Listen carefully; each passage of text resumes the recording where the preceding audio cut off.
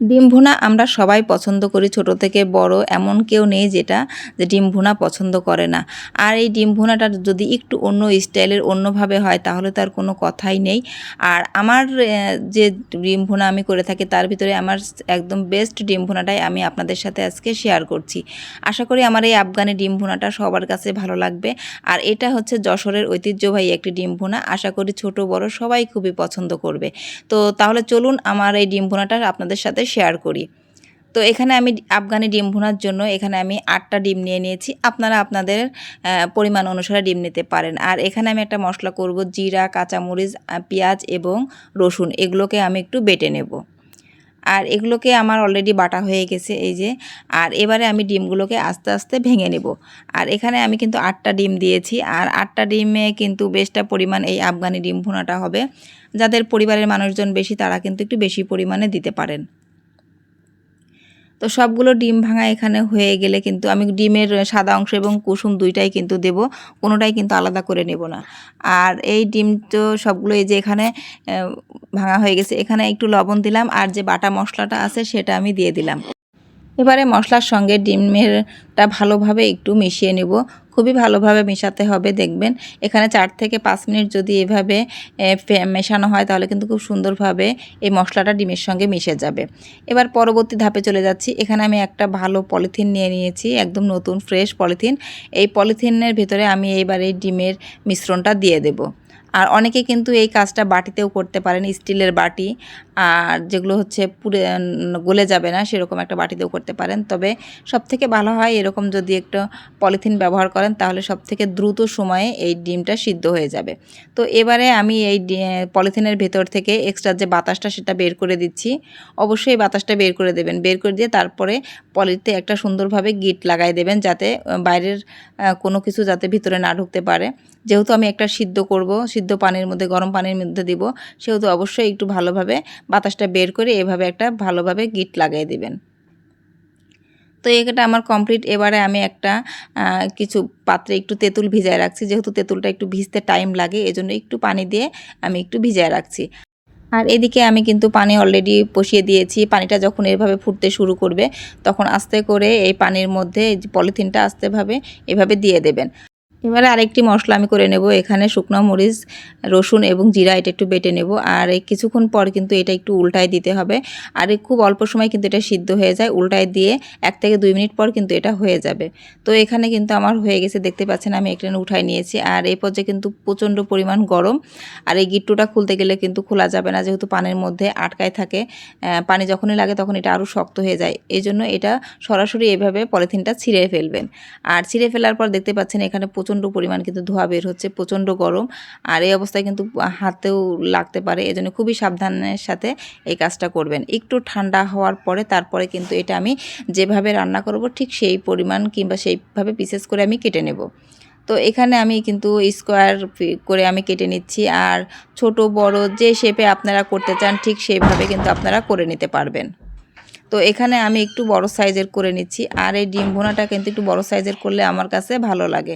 তো এইভাবে কিন্তু আমি এই যে কেটে কেটে নিচ্ছি, দেখতে পাচ্ছেন স্লাইসগুলো কত সুন্দর এবং কতটা বড় হয়েছে। এভাবেই কেটে নেওয়া হয়ে গেছে।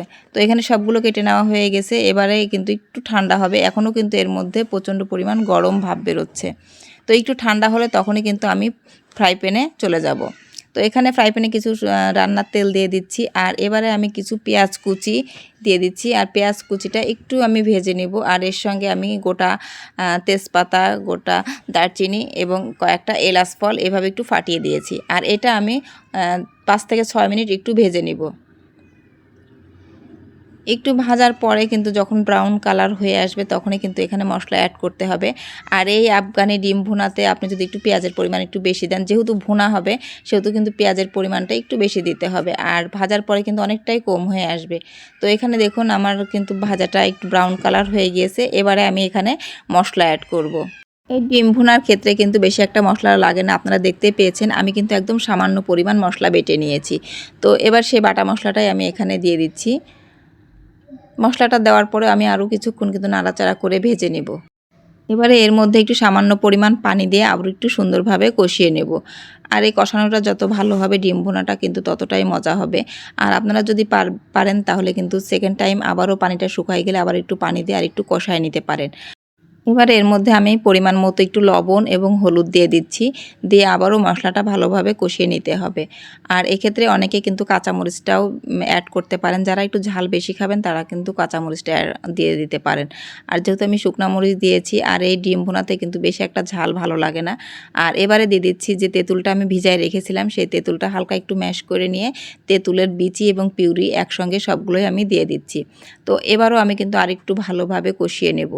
আর এই কষানোটা আমি বলেছি বারবার, দুইবার যদি কষানো হয় তাহলে কিন্তু এটা ভালো হয়। দেখুন এখানে কিন্তু আমার পানিটা একদম কমে গেছে, তেল বের হয়ে গেছিলো, সেই পর্যায়ে আমি কিন্তু আবারও একটু পানি দিয়ে কষিয়ে নিচ্ছি। আর লাস্টে এই যে সেকেন্ড বার কষানোর আগে, পানি শুকানোর আগে একটু চিনি অ্যাড করে দিচ্ছি, যেহেতু তেঁতুল দিয়েছি চিনিটা দিলে ভালো হয়। আর এই আফগানি ডিম ভুনাতে একটু টক মিষ্টি ঝাল এরকম একটা ফ্লেভার পাবেন।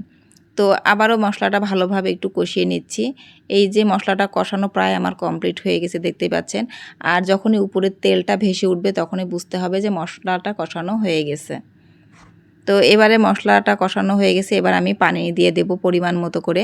আর এই ডিমের জন্য কিন্তু পানিটা একটু পরিমাণ বেশি দিতে হবে, কারণ ডিম যখন ফুলে উঠবে তখন কিন্তু ওর ভিতরে অনেকটা পানি স্যুপ করবে, যার কারণে একটু প্রয়োজনের তুলনায় একটু পানিটা বেশি দেবেন। আপনার ডিমটা যদি বেশি হয় তাহলে একটু বেশি পরিমাণ পানি দেবেন। আর আসলে ডিমের আন্দাজ বুঝে আপনি পানিটা অ্যাড করে দেবেন। তো এখানে আমার পরিমাণ মতো পানিটা দেওয়া হয়ে গেছে। এবারে নাড়াচাড়া করে দিয়ে এটা আমি এই ঢাকনা দিয়ে ঢেকে রাখবো বলক আসা পর্যন্ত। তো এখানে দেখুন বলক চলে এসেছে অলরেডি। এবারে আমি ডিমের পিসগুলো এর মধ্যে দিয়ে দিচ্ছি। একে একে সবগুলো ডিমের পিস কিন্তু আমার দেওয়া হয়ে গেছে। সবগুলো ডিম যাতে এই যে ঝোলের যে পানিটার ভিতরে যাতে ডুবে থাকে, কিংবা ঝোলটা যাতে সমস্ত ডিমে লেগে যায়, এরকম অবস্থায় কিন্তু আপনার পানিটা দিতে হবে। তাহলে ডিম ভুনাটা ভালো হবে। ডিমের মধ্যে এই ঝাল লবণ সব কিছুই ঢুকবে এবং টক মিষ্টি একটা ফ্লেভার পাবেন আপনি। তো এখানে কিন্তু অলরেডি অনেকটা পানি শুকায় গেছে, দেখতেই পাচ্ছেন। আর আমার রান্নাটাও অলরেডি অনেকটাই হয়ে গেছে। আর 1 থেকে 2 মিনিট জাল করলেই কিন্তু আমার এই রান্নাটা একদম কমপ্লিট হয়ে যাবে। তো এভাবে যখন একটু তেল উঠা হবে তখনই কিন্তু বুঝতে হবে আপনার রান্নাটা একদম কমপ্লিট। আর দেখুন মাশাআল্লাহ এখানে ডিমের পিসগুলো কিন্তু একটাও ভাঙেনি। খুব সুন্দরভাবে কিন্তু আলতোভাবে নাড়াচাড়া করে এই রান্নাটা কমপ্লিট করতে হবে। তো এই তো এখানে কিন্তু আমার রান্নাটা একদম কমপ্লিট হয়ে গেছে। এবারে আমি চুলার জালটা বন্ধ করে দিব। আর এর থেকে বেশি যদি শুকানো যায় তাহলে কিন্তু পরে একদম ড্রাই হয়ে যাবে। তো অল্প একটু ঝোল থাকা অবস্থায় এটা নামিয়ে নিতে হবে। তো আলহামদুলিল্লাহ এখানে আমার আফগানি ডিম ভুনাটা একদম কমপ্লিট হয়ে গেছে। তো এইভাবে যদি আপনারা ডিম ভুনা করেন তাহলে দেখবেন ছোট থেকে বড় সবাই খুবই পছন্দ করবে এবং নেক্সট টাইম আপনার কাছে আবারও রান্না করার জন্য অনুরোধ করবে। তো এই আমার বাসায় কিন্তু সবাই এই ডিম ভুনাটা খুবই পছন্দ করে, আর এজন্য আমি আপনাদের সবার সাথে এই ডিম ভুনাটা রেসিপিটা শেয়ার করলাম। আর যদি কারো ভালো লেগে থাকে অবশ্যই কমেন্টে জানাবেন। আল্লাহ হাফেজ।